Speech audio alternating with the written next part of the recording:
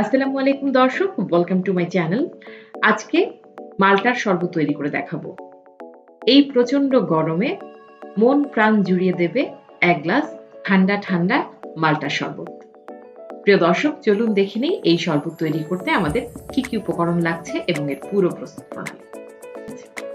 মাল্টার শরবত তৈরি করতে মাঝারি সাইজের দুটো মাল্টা নিয়েছি। মাল্টাগুলোকে প্রথমে কেটে নিতে হবে। মাল্টা কাটার সহজ পদ্ধতি আছে, সেই পদ্ধতিটা আমি দেখিয়ে দিচ্ছি।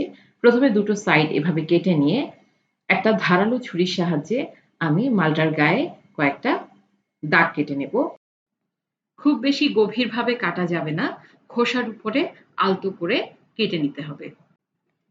এভাবে কেটে নেওয়ার ফলে মালটার চামড়াটা উঠিয়ে নিতে সুবিধা হবে। আমি মালটার চামড়ার উপরে ৫ থেকে ৬টা কাট দিয়ে নিয়েছি। এতে করে খুব সহজেই কিন্তু চামড়াটা উঠে আসছে। এভাবে আমি দুটো মালটার থেকেই উপরের খোসাটা ছাড়িয়ে নেব।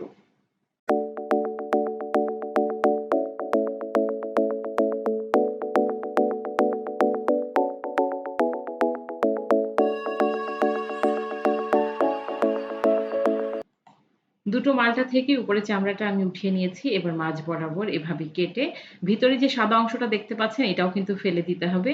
আমরা ঠিক লেবু যেভাবে কাটি ভিতরের সাদা অংশটা ফেলে দেই, ঠিক সেভাবে মালটাটাও কেটে নিতে হবে।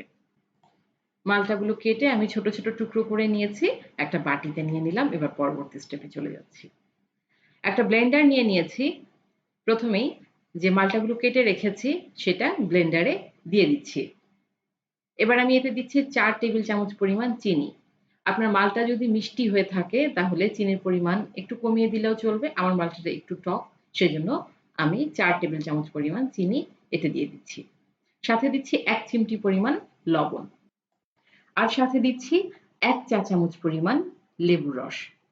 চেষ্টা করবেন লেবুর রসটা দিতে, এতে করে এই মালটার জুসের যে টেস্ট সেটা অনেকাংশে বেড়ে যায়। আর সবশেষে এতে দিয়ে দিচ্ছি ২ গ্লাস পানি। আমি রুম টেম্পারেচারে থাকা পানি ব্যবহার করছি। আপনারা চাইলে ফ্রিজের ঠান্ডা পানিও দিতে পারেন। এবার সমস্ত উপকরণ একসাথে ব্লেন্ড করে নেব। ব্লেন্ড করা হয়ে গেছে। এবার সমস্ত উপকরণ আমি একটা ছাঁকনির সাহায্যে ছেঁকে নেব।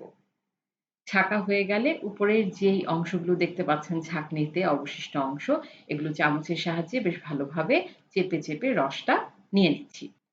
আর বাকি যে অবশিষ্ট অংশ আছে সেগুলো আমি ফেলে দেব। ব্যাস হয়ে গেছে। তৈরি হয়ে গেল সহজ এবং মজাদার মাল্টার জুস।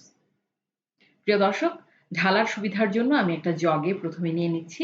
এরপর জগ থেকে আমি গ্লাসে ঢেলে সার্ভ করে নিচ্ছি। প্রিয় দর্শক, আমি আশা করছি আমার আজকের রেসিপি আপনাদের ভালো লেগেছে।